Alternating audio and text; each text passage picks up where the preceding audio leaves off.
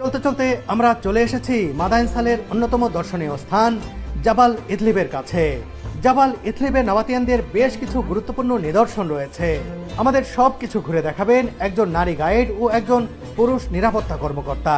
পরিদর্শন শুরুর আগে তারা বিভিন্ন নিয়মকানুন সম্পর্কে আমাদের অবহিত করলেন।